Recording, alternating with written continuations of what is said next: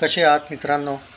मराठीत रिव्ह्यू आजकाल, कारण हिंदी रिव्ह्यू जास्त असतात म्हणून मराठी रिव्ह्यू ॲक्च्युली मी आधी हिंदीमध्येच करायचो मराठी मूवीजचे. पण काही फेमस मूवीज असल्या तर म्हणजे ज्या एक तऱ्हेने जेव्हा हिस्टॉरिकल फिल्म्स असायच्या तेव्हा मी 2 रिव्ह्यूज करायचो, एक मराठी आणि एक हिंदीमध्ये. आता सवय झाली आहे जरा मराठीत कमी रिव्ह्यूज करायची, त्यामुळे काही काही चुकून हिंदी शब्द आले तर माफ करा. या चित्रपटाविषयी जर आपण बोलायला गेलं मित्रांनो, तर ही एक इमोशनल स्टोरी आपण म्हणू शकतो, किंवा एक असा व्यक्ती ज्याला ना इतरांची मदत करायला खूप आवडतं.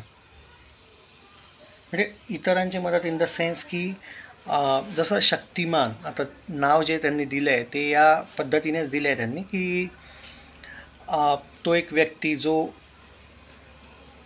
त्याचा स्वभावच वेगळा आहे. म्हणजे त्याच्या वाईफचं जे कॅरेक्टर जर आपण बघायला गेलं की ती त्याला कायम टोकते, तिचंही काही बाबतीत ऑब्व्हियसली करेक्ट आहे. कारण तुम्ही प्रत्येकाला हेल्प करायला जाता, प्रत्येकाच्या मदतीत पडायचं बघता, सगळ्यांना तुम्ही नाही वाचवू शकत.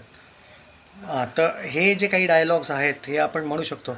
पण या चित्रपटाचं जे लिखाण आहे ना, रायटिंग, या स्टोरी वाईज ते थोडंसं काही ठिकाणी खूप डल वाटतं. काही कॅरेक्टर्सविषयी मी म्हणतो आहे.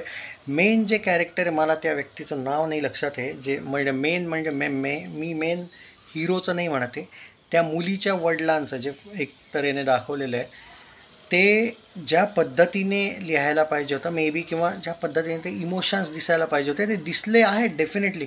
पण काही ठिकाणी असं काय माहिती का, पण जेव्हा तुम्ही बघाल तेव्हा तुम्हाला समहाऊ रिअलाईज होईल की हा सीन बेटर होऊ शकत होता.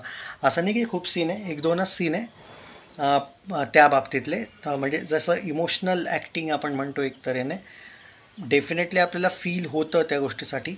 पण हा शक्तिमान, आता जो मेन कॅरेक्टर जे शक्तिमान, त्यांनी मुद्दाम असं एक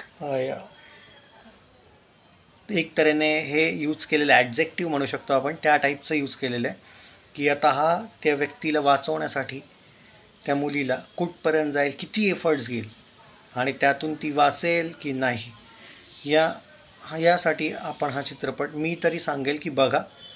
रिकमेंड करतो मी तुम्हाला. 3.5 रेटिंग्स देईल मी 5मधून. डेफिनेटली आहे. काही गोष्टी ज्या थोड्याशा असं वाटतं की बेटर होऊ शकत होत्या, पण स्टील मी असं नाही म्हणणार. ओव्हरऑल 3.5 रेटिंग्स, आणि मी डेफिनेटली तुम्हाला म्हणते की नक्की बघा.